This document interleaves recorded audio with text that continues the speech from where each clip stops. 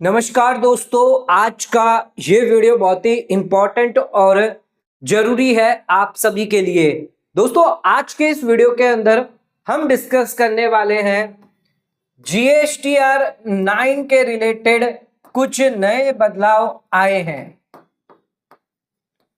दोस्तों, अगर आप जीएसटी में रजिस्टर्ड है तो आप सभी को पता है पूरे साल में यानी अप्रैल से लेकर मार्च फाइनेंशियल ईयर आपका होता है 2024-25। तो इस फाइनेंशियल ईयर की आपने अगर जीएसटी रिटर्न भरी है, जीएसटीआर 1 और जीएसटीआर 3 भी भरी है, तो ये आपकी मंथली होती है या फिर क्वार्टरली होती है। लेकिन जिस तरह इनकम टैक्स रिटर्न हम साल में भरते हैं पूरे साल का, उसी तरह जीएसटी में भी यहां पर एक रिटर्न होती है जिसे भरना आपके लिए जरूरी होता है, एनुअल रिटर्न, जिसे हम कहते हैं जीएसटीआर 9।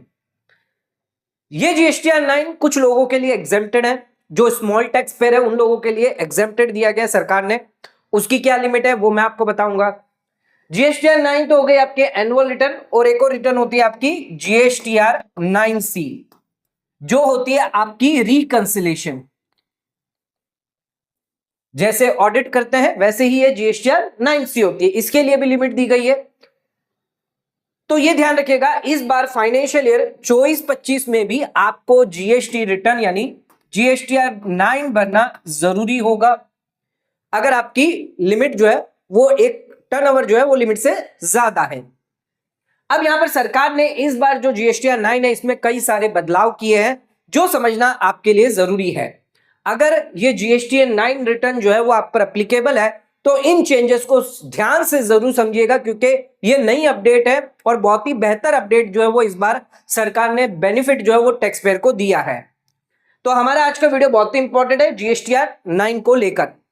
दोस्तों, एक जरूरी जानकारी, अगर आपको जीएसटी रिटर्न भरवानी हो, चाहे जीएसटीआर 1 हो गई हो, जीएसटीआर 3 भी हो गई, जीएसटीआर 7 हो गया, कोई भी जीएसटी की रिटर्न भरवाना चाहते हैं या फिर जीएसटीआर 9 या 9C फाइल करवाना चाहते हैं, तो आप हमसे कांटेक्ट कर सकते हैं 8799144520 पर। तो इस नंबर पर आप हमें कॉल करके जीएसटी रिटर्न, जो एनुअल रिटर्न भी कहते हैं, रिकंसिलेशन स्टेटमेंट भी कहते हैं, अगर आप पर जीएसटी एप्लीकेबल है तो ये जीएसटीआर 9C भरना आपके लिए मैंडेटरी हो जाता है। तो इस नंबर पर आप हमें कॉल कर सकते हैं, व्हाट्सएप कर सकते हैं। अगर आपको रिटर्न भरवानी है तो आप हमसे संपर्क कर सकते हैं। दोस्तों, वीडियो के आगे बढ़ते हैं, सबसे पहले ये बताते हैं कि अगर किसी को जीएसटीआर 9 जो है वो नील भरनी है तो वो भी भर सकता है। किसी को नील जीएसटीआर 9 की रिटर्न भरनी है तो वो भी फाइल कर सकता है। अगर आपकी कोई भी आउटवर्ड सप्लाई नहीं है, इनवर्ड सप्लाई नहीं है, कोई लायबिलिटी नहीं है, आपको कोई क्रेडिट क्लेम नहीं करनी है, ना ही कोई डिमांड है, ना ही कोई रिफंड है, तो उस केस में आप जीएसटीआर 9 जो है वो फाइल कर सकते हैं। ऑनलाइन मोड से या फिर ऑफलाइन टूल से भी आप फाइल कर पाएंगे। ध्यान रखिएगा, जीएसटीआर 9 अगर आपको फाइल करनी है तो उस केस में रजिस्टर होना जरूरी है, जो नॉर्मल टैक्स पेयर है, अनलेस एग्जेम्प्टेड। अगर आप एग्जेम्प्टेड कैटेगरी में है तो उस केस में आपको भरने की कोई रिक्वायरमेंट नहीं है। लेकिन आपको जीएसटीआर 1, जीएसटीआर 3 भी फाइल करना मैंडेटरी होगा बिफोर फाइलिंग जीएसटीआर 9। और 9C फाइल करना है तो उस केस में ध्यान रखिएगा आपको 9 फाइल करना मैंडेटरी हो जाता है।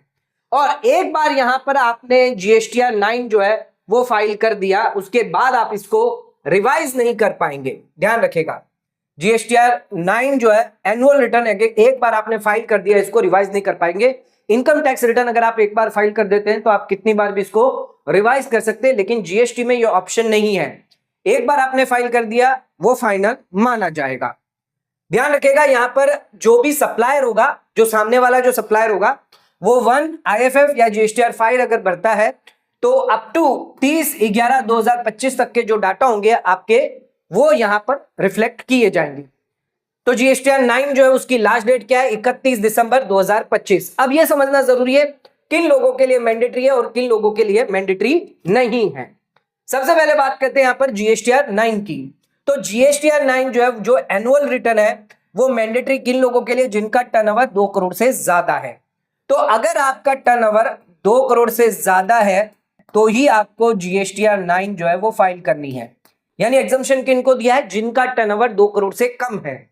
अब यहां पर एक चीज ध्यान रखिएगा, अगर आपका टर्नओवर 2 करोड़ से कम है, लेकिन आपकी जो सेल है, जो परचेज है, अगर वो मिसमैच है तो यहां पर रिकमेंड किया जाता है कि आप अपनी जीएसटीआर 9 जो है उसे फाइल करके अपनी प्रॉपर रिपोर्टिंग कर दें। अगर कोई टैक्स देना बाकी है तो वो टैक्स दे दें, अगर कोई क्रेडिट रिवर्स करनी है तो वो आप उसमें करवा सकते हैं।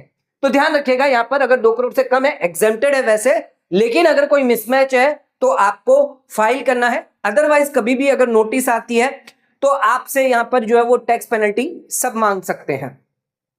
जीएसटीआर 9C किसके लिए मैंडेटरी है? जिनका टर्नओवर 5 करोड़ से ज्यादा है। तो जिन लोगों का टर्नओवर 5 करोड़ से ज्यादा होगा उन्हें यहां पर जीएसटीआर 9C फाइल करना मैंडेटरी हो जाता है। 31 दिसंबर इसकी लास्ट डेट है और अगर फाइल नहीं किया तो हैवी पेनल्टी आपको लग सकती है। तो ध्यान रखिएगा, जीएसटीआर 9C यहां पर 2 करोड़ की लिमिट है 9 के लिए और 9C के लिए आपकी 5 करोड़ की लिमिट है। अब हम देखेंगे इसमें क्या क्या बदलाव चेंजेस किए गए हैं जीएसटीआर 9 के अंदर, क्या क्या नई चीजें जो है वो ऐड करी गई है, क्या क्या नया बेनिफिट जो है वो आपको जीएसटीआर 9 में देखने को मिल सकता है। आइए इसके बारे में डिस्कस कर लेते हैं। तो आइए आ जाते हैं अपने जीएसटीआर 9 पर। तो ये जीएसटीआर 9 जो है वो हमने खोल दिया है। सबसे पहला जो मेजर चेंज यहां पर हुआ है, आप सभी को पता है यहां पर जीएसटीआर 9 के अंदर आप पूरे साल की जीएसटीआर 3B जो है वो डाउनलोड कर सकते हैं, समरी डाउनलोड कर सकते हैं, जीएसटीआर 1 डाउनलोड कर सकते हैं, इसी के अलावा जो टेबल 8 है वो भी डाउनलोड कर सकते हैं। लेकिन एक नया ऑप्शन दिया गया है जो है table number 12 GSTR 1 GSTR 1A HSN code. अब आपको यहां पर जीएसटीआर 9 के अंदर अगर आप देखेंगे तो ये HSN कोड की जो एक्सेल शीट है ये आप डाउनलोड कर सकते हैं। यानी जीएसटीआर 1 के अंदर जो भी आपने HSN डाले होंगे वो सारे के सारे आपको यहां पर एक बार में ही मिल जाएंगे। हमें यहां पर जो आउटवर्ड सप्लाई थी जिसके रिलेटेड HSN डालना होता है, अगर आप नीचे कॉलम में आएंगे तो यहां पर आप देख सकते हैं कि table number 17 HSN wise summary आपको देनी होती है आउटवर्ड सप्लाई की, ये आपको मैंडेटरी होता है। वहीं अगर बात करें इनवर्ड सप्लाई की तो ये आपके लिए ऑप्शनल है। तो यहां पर हमें HSN वाइज जो है रेट वाइज जो है वो आउटवर्ड सप्लाई की यानी सेल की समरी देनी होती है। और HSN जो है वो जीएसटीआर 1 में हर साल का आपको डालना होता है। तो हर एक साल का आपको जाकर पहले जीएसटीआर 1 में चेक करना होता था, डाटा लेना होता था, तब जाकर आपका पूरे साल का आप उसको बना सकते थे, या अपनी बुक से भी आप डायरेक्टली कर सकते हैं। तो सरकार ने क्या किया है, इस बार HSN देने के लिए आपको यहां पर ऑप्शन दे दिया है। आप यहां पर डायरेक्ट जैसे ही आप क्लिक करेंगे तो यहां पर आप देख सकते हैं डाउनलोड लिंक बटन जो है वो यहां पर आ गया है। Click here to download GSTR 1 HSN detail in excel. तो एक्सेल में आप इसको डाउनलोड कर सकते हैं। हालांकि जैसे इस पर क्लिक करेंगे 20 मिनट का समय लगेगा, 20 मिनट के बाद ये जो डाउनलोड लिंक है वो आपका आ जाएगा, जिसके थ्रू आप यहां पर जो है इस एक्सेल को यहां पर आप डाउनलोड कर देंगे। जैसे ही आप डाउनलोड करेंगे आपकी एक्सेल जो है वो यहां पर डाउनलोड हो जाएगी। आप देख सकते हैं जेपी फॉर्मेट में यहां पर हो गई है। आप इसको क्लिक करेंगे, अब क्लिक करने के बाद यहां पर आपको आना है और ये एक्सेल में आपको क्लिक कर देना है। जैसे ही आप एक्सेल खोलेंगे तो आपको पूरे साल की जो भी HSN आपने अपने जीएसटीआर 1 के अंदर डाली है, 1A के अंदर डाली है, वो यहां पर आपको देखने को मिल जाएगी। तो यहां पर आप देख सकते हैं साफ साफ HSN कोड के साथ आपको मिलेगा। HSN कोड आ गया। यहां पर ये सर्विस है इसलिए यहां पर UQC और क्वांटिटी नहीं आ रहा है, लेकिन अगर आपका गुड्स का केस है तो आपका मीटर, पीसेस, केजी जो भी होगा आएगा, क्वांटिटी आएगी, टैक्सेबल वैल्यू आ जाएगी, रेट आ जाएगा, इंटीग्रेटेड टैक्स आ गया आपका, सेंट्रल टैक्स, CGST, SGST। तो ये सारे का सारा HSN कोड जो है वो आपको यहां पर दिखाई देगा। ये होगा आपका फाइनेंशियल ईयर 24-25 का। तो फाइनेंशियल ईयर 24-25 में यानी अप्रैल 2024 से लेकर मार्च 2025 तक के जितने भी आपने रिटर्न भरे, जीएसटी रिटर्न 1 भरे हैं, उनमें जो HSN दिखाए वो सारी लिस्ट आपको यहां पर एक बार में दे देगा, जो पहले ये ऑप्शन जो है वो नहीं था। अब ये ऑप्शन जो वो दिया गया है बहुत ही बेहतर ऑप्शन है। आप इसको कंपेयर कर सकते हैं अपने बुक से भी, या यही डालना चाहते हैं तो ये भी आप जाके डाल सकते हैं। तो एक बहुत ही बढ़िया बेनिफिट ऑप्शन जो है वो इस बार आपको देखने को मिल जाएगा जीएसटीआर 9 में। नेक्स्ट आ जाते हैं, दूसरा जो यहां पर बेनिफिट जो ऑप्शन है नया चेंज किया गया है वो किया गया है आपके टेबल नंबर 6 में। Detail of ITC availed during the financial year. अगर आप जीएसटीआर 3B भरते हैं तो जीएसटीआर 3B में आप आईटीसी क्लेम करते हैं, तो उस आईटीसी की डिटेल जो है वो यहां पर आती है टेबल नंबर 6 में। और टेबल नंबर 6 में हमें उसको बाइफरगेट करना पड़ता है, इनपुट में, इनपुट सर्विस में, कैपिटल गुड्स में। अब कई बार ऐसा होता है फाइनेंशियल ईयर 24-25 का अगर हम एनुअल रिटर्न भर रहे हैं तो हो सकता है इसमें फाइनेंशियल ईयर 23-24 की आईटीसी भी आ रही हो, क्योंकि हम फाइनेंशियल यहाँ पे 30 नवंबर तक जो रिटर्न भरेंगे 3B उसमें क्लेम करते हैं। 2024 तक जो रिटर्न भरेंगे उसमें पिछले साल का जो होगा वो क्लेम करेंगे। तो उसमें पहले कोई ऑप्शन नहीं था, अब सरकार ने इसके अंदर एक नया ऑप्शन दिया। पर आप देख सकते हैं सबसे पहला ऑप्शन है A, total amount of input tax credit availed from 3B।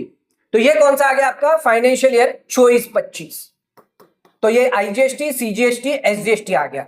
ठीक है, फिर इसको आपको बाइफरकेशन करना होता था, इनपुट कितना है, कैपिटल गुड्स कितना है, सर्विस कितना है। तो यहां पर कई बार क्या होता था 24-25 का तो ये आ रहा है, इसमें साथ में फाइनेंशियल ईयर 23-24 की भी आ रही है, 23-24 की भी आती है और 24-25 दोनों की आ जाती है। तो यहां पर हम जो बाइफरकेशन करते हैं वो सिर्फ फाइनेंशियल ईयर 24-25 का करते थे और बाकी का आपका जो है वो डिफरेंस नीचे रह जाता है। लेकिन अब यहां पर जो है ये नया ऑप्शन आया है, ITC of any preceding financial year आपने जो अवेल्ड करी है in the financial year other than reclaim, तो ये आपको जो है यहां पर डालनी है। यानी अब क्या करना है, यहां पर फाइनेंशियल ईयर 23-24 की आईटीसी डालनी है, ये कम हो जाएगी और नेट जो होगी वो आपके फाइनेंशियल ईयर 24-25 की यहां पर आ जाएगी, जिससे बहुत ही ज्यादा एकदम सिंपल आपके लिए फॉर्म हो जाएगा। आपको कुछ नहीं करना है, यहां पर 23-24 का जो भी क्रेडिट आपने लिया है 24-25 में वो आपको फिगर डाल देना है, जिसके बाद यहां पर जो नेक्स्ट फिगर आएगा वो आपके फाइनेंशियल ईयर 24-25 का आएगा, जिससे यहां पर कंफ्यूजन नहीं होगी कि इस फिगर का क्या करना है। यानी पिछले सालों का जो फिगर होगा, लास्ट ईयर का जो फिगर हम इस साल इंक्लूड करते हैं, उस पिछले साल के फिगर की अब टेंशन नहीं होगी। पहले दिक्कत होती थी, परेशानी होती थी कि कहां डालें, किधर रखें, तो ये प्रॉब्लम होती थी, लेकिन अब जो है सरकार ने इसको चेंज कर दिया है। तो ये भी बहुत बड़ा अपडेट जो है वो इस बार यहां पर सरकार ने। नेक्स्ट आ जाते हैं, अगला जो तीसरा हमारा अपडेट है वो है यहां पर टैक्स पेड को लेकर, detail of tax paid declared in return. तो यहां पर जो भी आपका टैक्स पेबल था और जो टैक्स पेड किया हुआ है कैश लेजर, क्रेडिट लेजर से, उसकी डिटेल यहां पर आपकी आती है। तो यहां पर आप देख सकते हैं कि टैक्स पेबल आपका आ रहा है और टैक्स पेड थ्रू कैश और क्रेडिट लेजर। ठीक है, तो यहां पर आप लिखते थे टैक्स पेबल, जो भी आपके टेबल नंबर 4 से निकल कर आया है, जो आपका सेल होता है, सेल की लाइबिलिटी। ठीक है, सेल की जो सीजीएसटी एसजीएसटी था वो लिख दिया। अब ये देखा जाएगा जो भी आपका पेबल है वो आपके पेड से मैच होना चाहिए। तो पिछले साल तक यहां पर ये दो कॉलम नहीं होते थे, टोटल पेड यानी कैश का और आईटीसी का टोटल पेड नहीं होता था और डिफरेंस भी आपको नहीं दिया जाता था। आपको मैन्युअली क्या करना होता था, इन दोनों को ऐड करना होता था, इन दोनों को ऐड करके यहां पर लिखना पड़ता था, यानी पीडीएफ फॉर्म के अंदर आपको लिखना पड़ता था, फिर इससे कंपेयर करना पड़ता था, तो आपका ये मैच होता था तो उसको आप आगे प्रोसेस करते थे। लेकिन अब यहां पर एक तो ये टोटल टैक्स पेड आ गया आपका, जो भी ये टोटल होगा जो आपने ऑलरेडी पेड किया हुआ है, तो ये आपका टोटल आ गया। और अगर कोई डिफरेंस है पेबल, और ये पेबल है आपका और ये आपका पेड है, इनमें कोई डिफरेंस है तो वो ये डिफरेंस यहां पर आ जाएगा। और अगर कोई डिफरेंस है ज्यादा तो वो आपको वॉलंटरी पेमेंट यानी डीआरसी से पेमेंट करना रहेगा। तो यहां पर जो भी डिफरेंस होगा उसको आपको सरकार को पे करना होगा वॉलंटरी पेमेंट के थ्रू। अगर यहां पर टैक्स पेबल आपका ज्यादा है, मान लीजिए 1 लाख रुपया है, पर टैक्स आपने कितना पे किया, 90,000 रुपया, तो 10,000 रुपया जो है वो आपका यहां पर डिफरेंस रह जाएगा। ये 10,000 का आपको डीआरसी 03 जो है वो फाइल करना पड़ेगा, वॉलंटरी पेमेंट जो है वो आपको करनी होगी। तो बहुत ही आसान जो है वो कर दिया गया है। अब आपको मैन्युअली कैलकुलेटर से बार बार फिगर को ऐड नहीं करना या फिर उससे कंपेयर नहीं करना, आपको यहाँ पर टोटल फिगर भी दिया जाएगा, अगर कोई डिफरेंस है तो वो भी आपको दिख जाएगा। बहुत ही बढ़िया अपडेट जो है वो किया गया है। नेक्स्ट आ जाते हैं, अपना जो चौथा अपडेट है वो बहुत इंपॉर्टेंट है। तो इसमें एक और अपडेट किया है आईटीसी रिवर्स में। ये दो नए रूल जो थे उसके लिए नए कॉलम इंट्रोड्यूस किए गए हैं। रूल 37 के बाद A1 A2 37A और 38 ये दो नए रूल के लिए कॉलम जो है वो दिए गए हैं। अगर आपकी कोई आईटीसी रिवर्सल है इन रूल के तहत तो आपको यहां पर देनी होगी। पहले ये नहीं हुआ करता था, लेकिन अब सरकार ने ये दो नए कॉलम जो है वो ऐड कर दिए हैं। नेक्स्ट आ जाते हैं, अब बात करेंगे हम कि टेबल 8 में क्या चेंज हुआ है। टेबल 8 में बहुत बड़ा यहां पर चेंज किया गया है। तो टेबल 8 के अंदर भी एक मेजर चेंज किया गया है जो है कॉलम नंबर ए के अंदर, ITC as per GSTR 2B। तो यहां पर ध्यान रखिएगा, यहां पर आपका जीएसटीआर 2B आ गया और आईटीसी एज पर 6B जो हमारा है जीएसटीआर 3B। ये आपका 2B के हिसाब से आ गया, ये आपका 3B के हिसाब से आ गया। ये 3B जो है ये आपका हो गया फाइनेंशियल ईयर 24-25 में आपने आईटीसी क्लेम करी है। इसके बाद जो आईटीसी है इनवर्ट सप्लाई जो आपने रिसीव करी है next financial year up to specified date, यानी ये भी आपने 3B में क्लेम किया है, लेकिन ये आपने फाइनेंशियल ईयर 25-26 में क्लेम किया है अप टू 30 नवंबर 2024 तक, सॉरी 25 तक। तो ये आपकी हो गई फाइनेंशियल ईयर 24-25 की, और ये बाकी की जो पेंडिंग आईटीसी है ये आपके 2B से ज्यादा नहीं होनी चाहिए। और ये जो दो होगी वो आपकी बुक्स की हो गई, मान लीजिए ये बुक्स की हो गई, ये 2B की हो गई।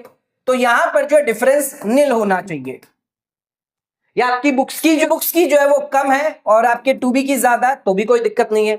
लेकिन अगर आपके बुक्स की ज्यादा हुई 2B की कम हुई तो उस केस में यहां पर दिक्कत नोटिस आ सकती है। अब यहां पर चेंज क्या हुआ है, मेन मेजर जो चेंज है वो 2B को लेकर किया गया है। अब तक यहां पर जो 2B के अंदर जो डाटा आ रहा था ये ऑटो पॉपुलेट डाटा आएगा, और ये डाटा सिर्फ फाइनेंशियल ईयर 24-25 से रिलेटेड आ रहा था। तो यहां पर कंफ्यूजन बहुत ज्यादा हो रही थी, क्योंकि 24-25 में अंदर आपका यहां पर फाइनेंशियल ईयर 24-25 है, ये हो गया आपका फाइनेंशियल ईयर 23-24, और ये है आपका फाइनेंशियल ईयर 25-26। ठीक है, तो 2B क्या कह रहा है, हम यहां पर सिर्फ फाइनेंशियल ईयर 24-25 का ही डाटा डालेंगे। इसका मतलब यह है कि अगर कोई फाइनेंशियल ईयर 23-24 की क्रेडिट अगर हमने ली है फाइनेंशियल ईयर 24-25 में, तो वो भी आपके यहां पर आ जाएगी। और फाइनेंशियल ईयर 24-25 की अगर कोई क्रेडिट है जो हमने 25-26 में ली है वो आपकी यहां पर नहीं आती थी। ये पिछले साल तक ऐसा हो रहा था कि 2B के अंदर जो है वो सिर्फ यहां पर 24-25 रिलेटेड आता था, और 23-24 का जो 24-25 में लिया वो आता था, और 24-25 का आगे जो लिया हुआ वो नहीं आता था। लेकिन इस बार अगर आप जीएसटीआर 9 भरेंगे तो इसमें एक बहुत बड़ा बदलाव किया है। अब 24-25 के अंदर ये जो 2B है, जो टेबल 8 है, जिसमें फाइनेंशियल ईयर 23-24 का अगर कोई डाटा है तो वो नहीं आएगा, और इसी के साथ फाइनेंशियल ईयर 25-26 के अंदर अगर कोई क्रेडिट फाइनेंशियल ईयर 24-25 की ली है तो वो यहां पर ऐड करके आ जाएगा। तो 23-24 का माइनस कर देगा और ऐड किसको करेगा, जो 25-26 में 24-25 की आई है। तो ये भी एक बहुत मेजर अपडेट जो है वो यहां पर जीएसटीआर 9 के अंदर किया गया है। तो ये सारे अपडेट जो बहुत ही इंपॉर्टेंट है इस बार आपको जीएसटीआर 9 अगर आप भरेंगे तो बहुत ही इजी तरीके से आप भर पाएंगे, क्योंकि ये सारे इश्यू जो थे पहले हुआ करते थे जिसकी वजह से प्रॉब्लम लोगों को होती थी, नोटिस आती थी, अब वो आना कम हो जाएगी, बंद हो जाएगी, क्योंकि यहां पर आप आसानी से जो है अब फिगर यहां पर आपको दिखेंगे। आपके लिए भी बढ़िया होगा, जो ऑफिसर है उसके लिए भी बेटर किया गया है। तो दोस्तों जीएसटीआर 9 अगर आप भरते हैं तो केयरफुली जरूर भरें। हमसे भरवाना चाहते हैं तो दिए गए नीचे नंबर पर आप हमें कॉल संपर्क कर सकते हैं। दोस्तों आज का वीडियो बहुत ही इंपॉर्टेंट था, तो वीडियो अगर आपको पसंद आया तो वीडियो को लाइक शेयर सब्सक्राइब करना ना भूलें। वीडियो को ज्यादा से ज्यादा शेयर करें ताकि और लोगों तक इसकी नॉलेज पहुंच सके। आज का वीडियो समाप्त करते हैं, धन्यवाद।